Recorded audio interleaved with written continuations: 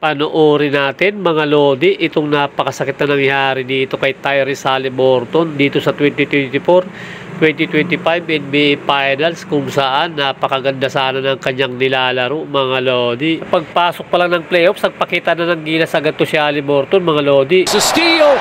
It is Haliburton. Up and through!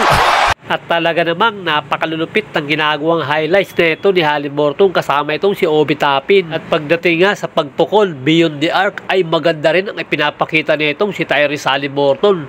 Kaya talagang masasabi mo na pinagandaan to ng isang Tyrese Haliburton at ng Indiana Pacers para makarating sa finals mga Ludes. Dahil nga sa ganda ng nilalaro nitong si Tyrese Haliburton kasama itong si Obi Toppin na talaga namang malulupit ang highlights na ginawa ng dalawang ito. Tulad ng highlights ng dalawang ito na talaga namang ipinakita nila na hindi lang sila pang elimination game, kung hindi kaya din nilang makarating sa NBA Finals upang manalo ng kampyonato. Katulad ng laban nila dito sa New York Knicks na ilang beses nila itong nakambak sa pamamagitan ng mga crucial shot ni Haliburton sa 3 points. At tuluyan niya nila itong tinalo para makaabante sa NBA Finals at makaharap itong OKC Thunder na number 1 mga Ludes. Yan nga ay dahil sa napakalupit na performance ng isang Tyrese Haliburton ngayong season na to. Kaya nga sa isang interview dito kay Tyrese Haliburton,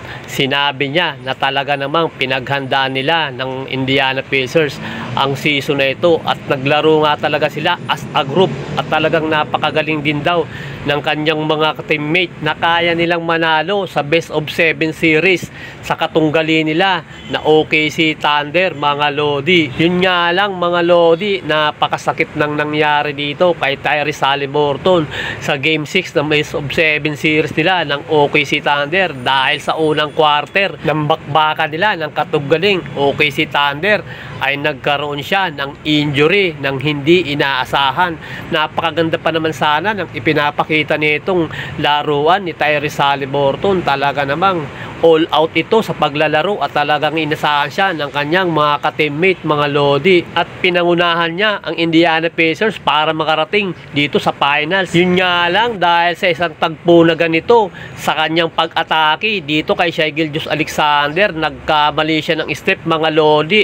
Kita mo naman kung gaano kahirap yung nangyari sa kanya na talaga namang namilipit siya sa sakit mga Lodi. At kitang kita sa muka ni Tyrese Haliburton kung gaano kasakit ang natamo niyang injury na Achilles tendon na talaga namang napakahirap na injury na nangyari sa ibang mga player mga Lodi katulad ni Kevin Durant, Jason Tatum at maging si Lillard mga Lodi. Ganito rin ang nangyari at hindi na nga nakabalik sa labanan nila itong si Tyrese Haliburton sa game 6 kontra sa OKC Thunder na tuluyan niyang nanalo at nakuha ang kampyonato.